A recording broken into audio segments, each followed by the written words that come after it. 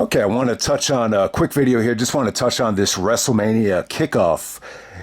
I don't know what you want to call it, a press conference or a series of promos. So if you didn't see this thing, it aired on Peacock. It's like an hour and 13 minutes of a bunch of promos from Vegas, kind of anchored by Michael Cole, CM Punk, Pat McAfee, and we got to see Big E. Once again, who's doing well from the neck injury. Punk, still selling the triceps injury. But I thought Punk kind of fit in really, really good. The highlight from Punk to me was, where were you guys in 2013? Like when The Rock came and took my spot. He definitely made a good point there. It's kind of a different situation. Punk was a heel. He didn't win the Royal Rumble. He lost the title to The Rock. So it's a little bit different, but in some ways it's kind of similar with The Rock taking away a WrestleMania spot from another guy. So Punk had kind of sympathized with what Cody's going through, but overall there's just a ton of emotions and thoughts running through my mind. I love what we got here. I thought it created tension. It kind of leaves you of what exactly is going to happen. It did answer some more questions. You kind of get a feeling for what they're going with here. If anything, coming away from this, Rock and Roman are pretty much on the same page now. Cody makes his decision. He chooses Roman Reigns.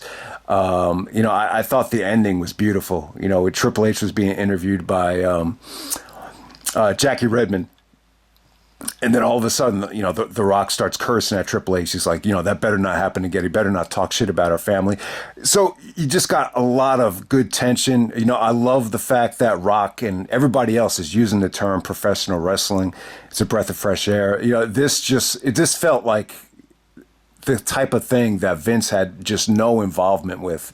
You could just feel Vince's presence, not missed, for this whole, program. So, that's what really stood out to me. Yeah, I think Punk really fit in well, though. You kind of feel bad about the injury, and you kind of have to wonder, is he just too old, or, why do these injuries keep happening? But at the same time, it kind of opens the door up for Punk to do commentary and, more stuff like this. It's funny. He just fits in really well. And it feels natural. It seems to me like he's getting along with, Michael Cole and everybody. So I thought that was well done. I thought the stuff with him and McAfee and the Tom Brady analogy was pretty much spot on. But, the highlight here was just the big WrestleMania 4. But before we get to that, let me just try to cover everything. Bianca comes out first, just by herself, just, kind of hyping up WrestleMania.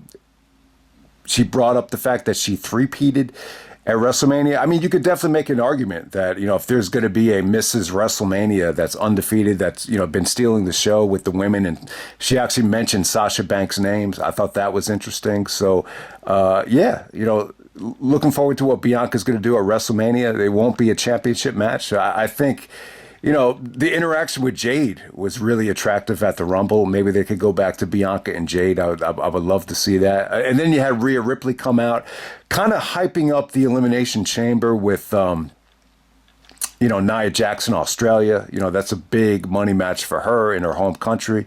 The spotlight seems like it's going to be mostly on the women at Elimination Chamber. So there's a possibility. I think there's a small possibility they might do a WrestleMania tag, with Cody, Rock, Roman, and Seth at Elimination Chamber. But I would think it's highly unlikely. But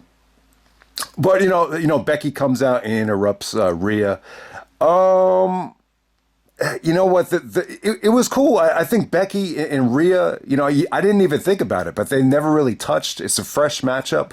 The problem is, it's almost like they're giving away the winner of the Elimination Chamber. I would have preferred it if someone else came out as well, just to, create that aura of unpredictability for the Elimination Chamber. But, it is what it is. It kind of feels like the EC premium live event is just going to be, kind of a filler. But hey, it's going to be huge for Rhea in Australia. So you take that away from it. But let's get down to business, man. This segment was awesome. It comes up. All right. So what you take away from it is that Seth is pretty much going to be the odd man out. They kind of, Seth came out first. He got a great, ovation, not overwhelming. Roman kind of interrupts him and talking down to him about how he's the, top champion and that he's the B champion or the secondary champion. He's making fun of his boots, you name it, man. So what you take away from it is that, Seth is probably, my gut feeling is that Seth is just going to kind of move on to somebody else at WrestleMania. I mean, the other thing is Drew McIntyre. Drew was attacking Cody. He's been attacking Seth. So this kind of puts an end. I just don't see them going back to anything involving Drew and Cody.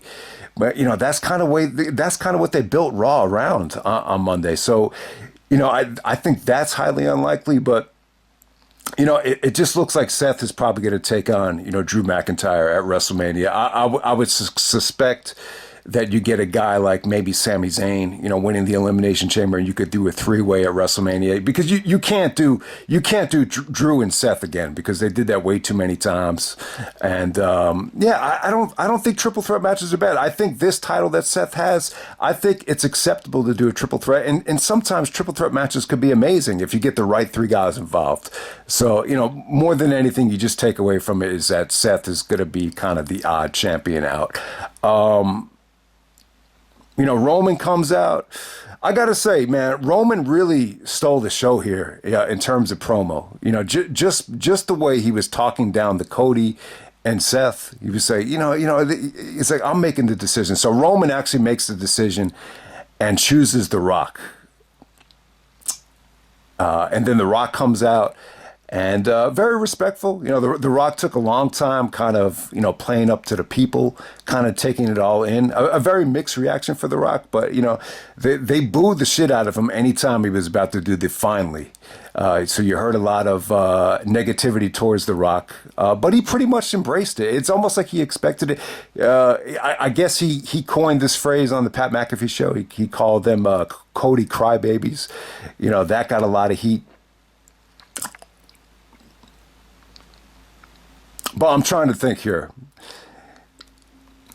All right, so the main thing, the most important thing, and this was pretty cool, but this, what you take away from it is you just get the feeling, and when the Rock was doing all the promotional stuff with TKO, he was talking about building. He said it so many times that if you build Roman and The Rock properly, it's going to be the greatest WrestleMania match of all time.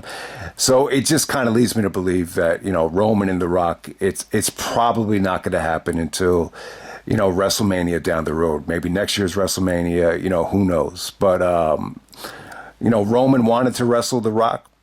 They bring out the bloodline thing. They talk about how important it is. This whole bloodline graphic, you got to see everybody's name that's involved in the bloodline, going all the way down from High Chief Peter Maivia to Roman's grandfather. I thought it was really cool. I mean, it was good.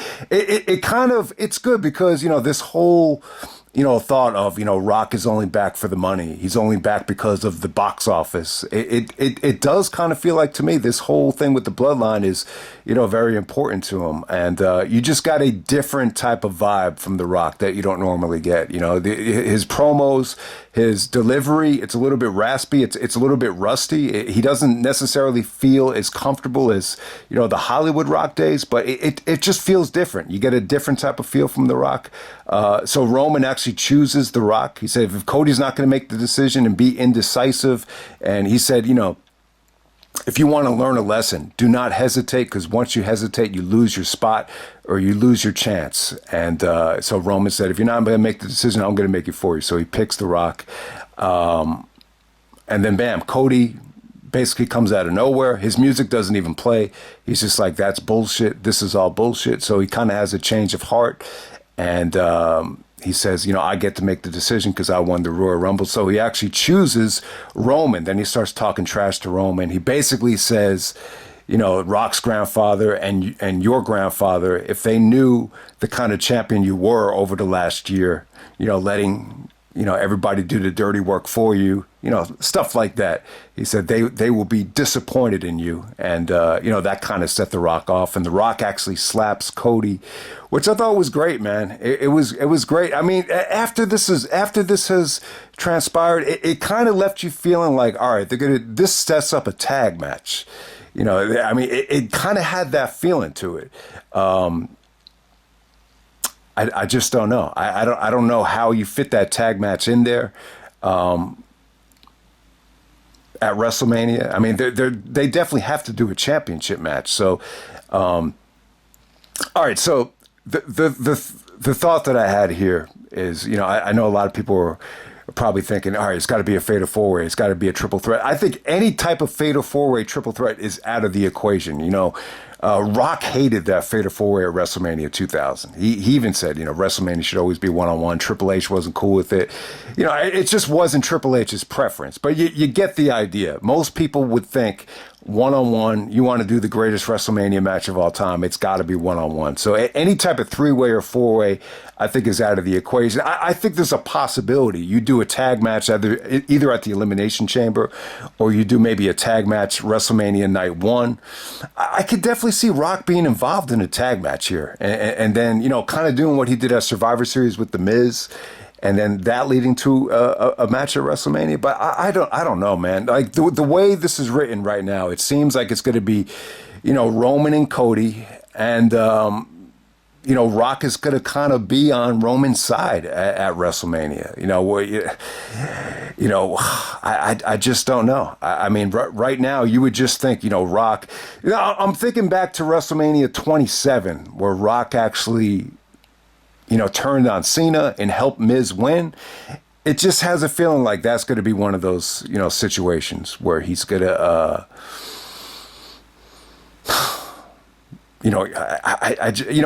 after the way this transpired, you just don't know. You don't know whether Rock, what side the Rock is going to be on. Because if they're building to Roman, why would he screw with Roman? And I definitely don't see, Rock wrestling 2 matches in a row. I mean, you would think, man, you do Roman and Cody on night 1, and then on night 2, the winner faces The Rock. I can't see that happening. If The Rock wants to make this, box office in a big match, you could see it be like maybe Cody wins on night 1, and then he takes on The Rock on night 2. That's the only way I could see it playing out like that. There's no way Rock and Roman is going to happen on night 2 if Roman's going to wrestle on night 1.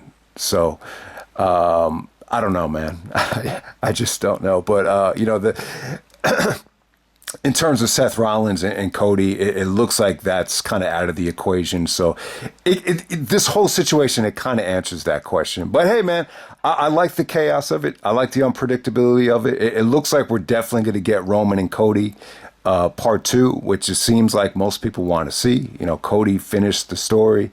But hey, it looks like this is going to be Rock heavily involved on Roman Reigns' side, and this is something that they're going to build to definitely down the road. But the thing that you take away from it too is that the tensions and what they created here is so good that I just don't see how you can't do Cody and Rock at WrestleMania, maybe on night 2. I think you do that on night 2. I think you do Roman and Cody on night 1. You already got Roman and Cody last year, so I'd like to see them do more, than just the one match. And then the winner gets to face, Rocky on night 2, and that will be Cody. And then that kind of solves the problem of, all right, you could do Roman and Rock, down the road.